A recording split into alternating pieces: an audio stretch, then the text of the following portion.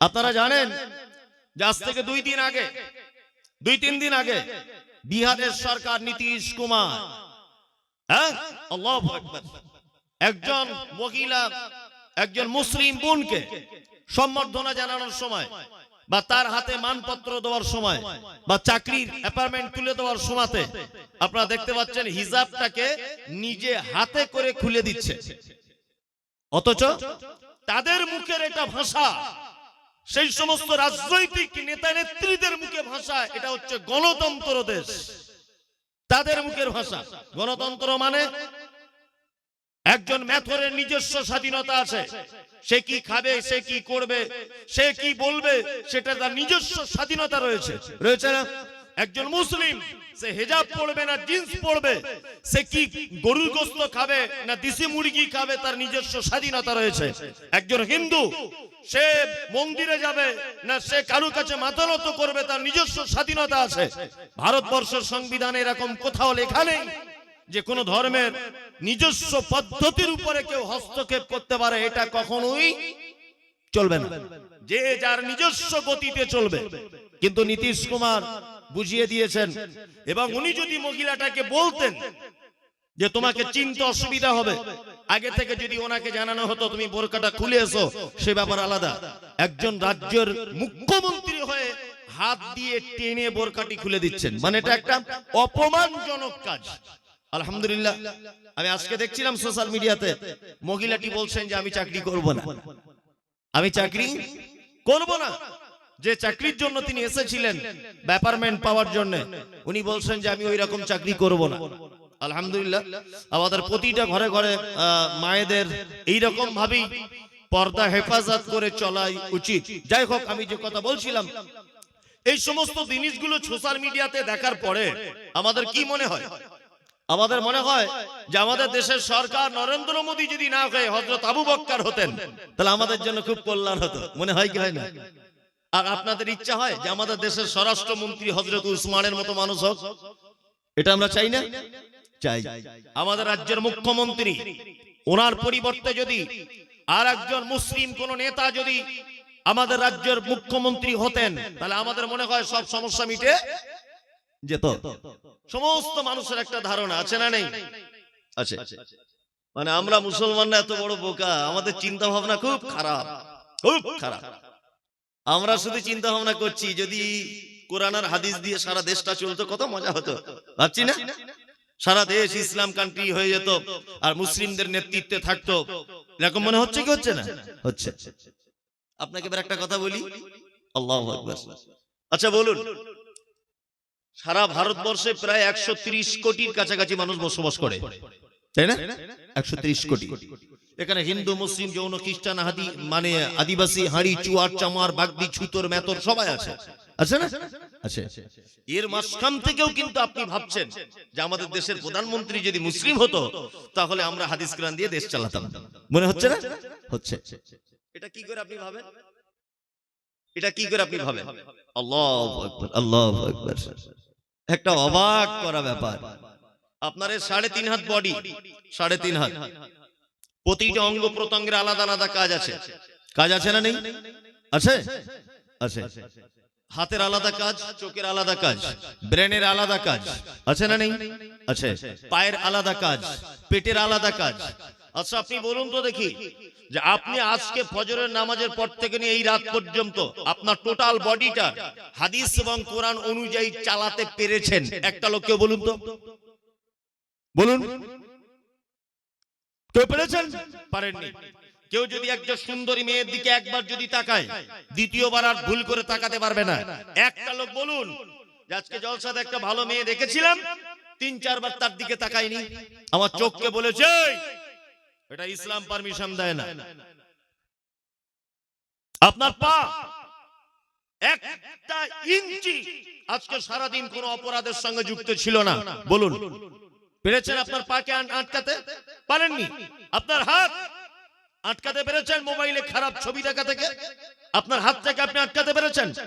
যে মুসলমান তার 3.5 হাত বডিকে কোরআন এবং হাদিস দিয়ে পরিচালনা করতে পারে না, এই মুসলমানের আবার দাবি সারা দেশের প্রধানমন্ত্রী, রাষ্ট্রপতি, স্বরাষ্ট্রমন্ত্রী, মুখ্যমন্ত্রী সমস্ত কিছুটা হাদিস এবং কোরআন দিয়ে যদি দেশটাকে পরিচালনা করা হয় তাহলে খুব ভালো হয়। তুমি 3.5 হাত বডিটাকে হাদিস কোরআন দিয়ে চালাতে পারো না, অথচ তুমি চিন্তা করছো সারা দেশ মুসলিম কান্ট্রি হয়ে যাক আর হাদিস কোরআন দিয়ে দেশ চলুক। এই চিন্তা ভাবনা জীবনে কোনোদিন সার্থক হবে? হবে? হবে না। এইখানে ইসলাম প্রতিষ্ঠা করা সহজ, অতীব সহজ। কেমন করে সহজ? আপনাকে একটা জিনিস দেখায়। আচ্ছা, রাস্তার ডান দিকে চলা সুন্নত না বাম দিকে চলা সুন্নত বলুন? ডান দিকে। আমরা চলি কিভাবে? বাম দিকে। তাহলে এই হাদিসটা ভারতবর্ষে মানা যাচ্ছে না।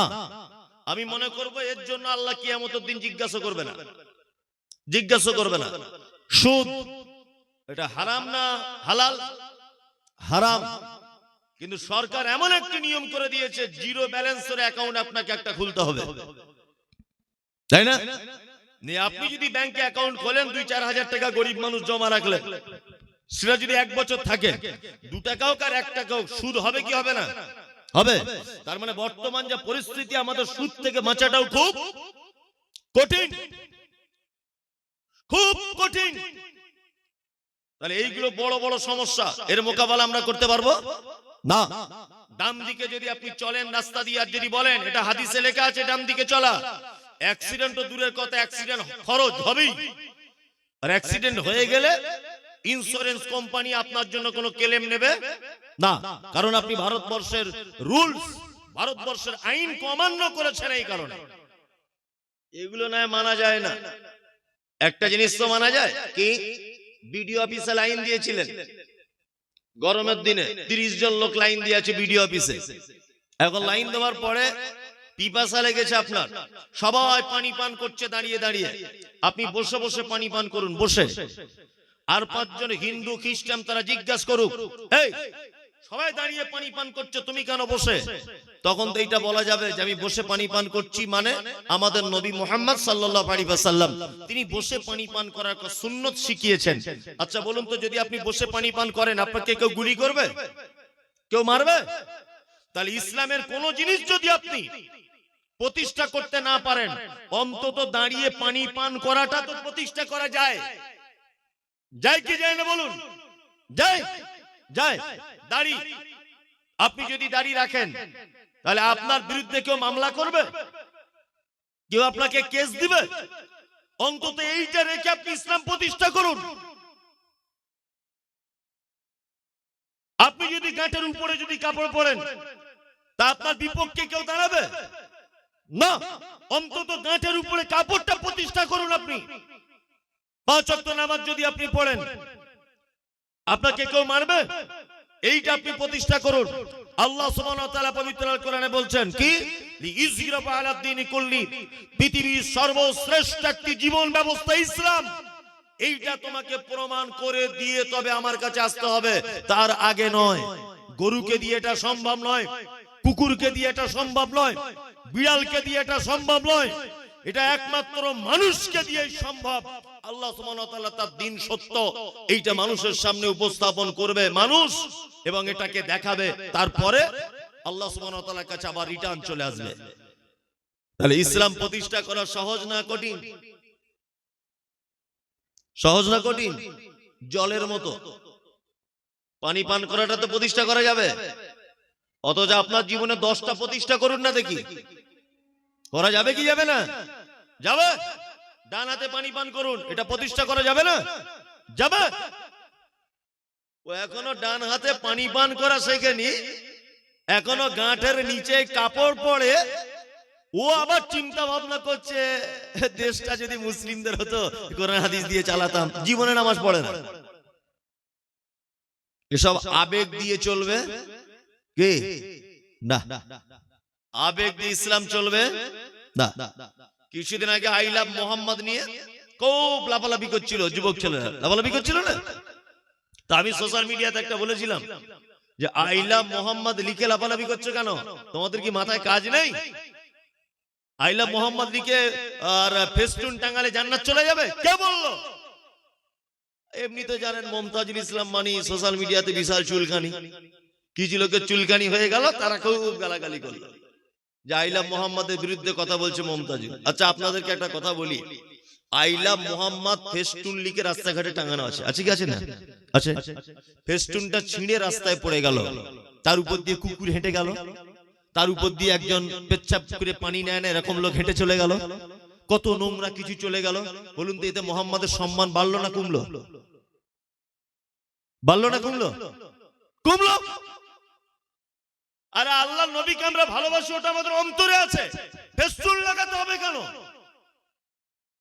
আর ওইটা দিয়ে আমরা প্রমাণ করব কেন? শুনুন, নবীকে শুধু ভালোবেসে জান্নাতে যাওয়া যাবে, তার একটা জ্বলন্ত প্রমাণ আপনাকে দিই। আলেম ওলামারা বসে আছে। আল্লাহ নবী সাল্লাল্লাহু আলাইহি ওয়াসাল্লামের চাচার নাম কি? আবু তালিব। কি নাম? আবু তালিব। ইসলামের একটা ইতিহাসের ছেঁড়া পাতাতেও আপনি দেখাতে পারবেন না যে কখনো চাচা ভাতিজা মুহাম্মাদের বিরুদ্ধে চারণ করেছে, কখনো করেনি। বরং বেঈমান মুশরিকেরা যখন মারতে এসেছে আল্লাহর নবীকে, চাচা প্রাচীরের মতো গার্ড দিয়ে বলেছে তোমরা আমার ভাতিজাকে নবী বলে মানবে না, একথা সত্য, তবে আমি বেঁচে থাকা অবস্থা আমার ভাতিজার গায়ে হাত দিতে পারবে না, চামড়া তুলে দেবো তোমাদের। আমার ভাতিজার ব্যাপারে কোনোদিন কোনো কটু কথা বলবে না। ওর বাপ নেই, ওর দাদু নেই, আমি ওর চাচা বেঁচে আছি আবু তালিব, আমি বেঁচে থাকা অবস্থায় কোনোদিন আমার ভাতিজার গায়ে আঘাত করবে না। মুহাম্মদ সাল্লাল্লাহু আলাইহি ওয়াসাল্লামকে কোলে করে নিয়ে ঘুরেছেন, পিঠে নিয়ে ঘুরেছেন, গালে তুলে ভাত খাইয়েছেন। এই চাচা যখন মারা যাচ্ছে, আল্লাহ নবী সাল্লাল্লাহু আলাইহি ওয়াসাল্লাম চাচার মাথার কাছে বসে বলছে, চাচা একবার তুমি শুধু বলো লা ইলাহা ইল্লাল্লাহ, একবার তুমি শুধু বলো। চাচা এই কথা শোনার পরে অনেক কোন চিন্তা ভাবনার পরে বলছে মিল্লাতে আবিকুম আব্দুল মুত্তালিব, আমি আমার বাবা আব্দুল মুত্তালিবের ধর্মের উপরেই থাকলাম, মুহাম্মদ তোমার লা ইলাহা ইল্লাল্লাহ কবুল করতে পারলাম না। এক পর্যায়ে চাচা মারা গেল। আল্লাহ নবী সাল্লাল্লাহু আলাইহি ওয়াসাল্লাম নিজে বলছেন, কি বলছেন? আল্লাহ নবী বলছেন আমার চাচাকে জাহান্নামে দেওয়া হবে।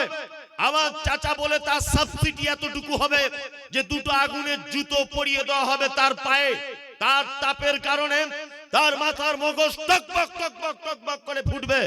পৃথিবীতে মুহাম্মদ সাল্লাল্লাহু আলাইহি ওয়াসাল্লামকে সবথেকে বেশি ভালোবাসতেন কে? চাচা আবু তালিব।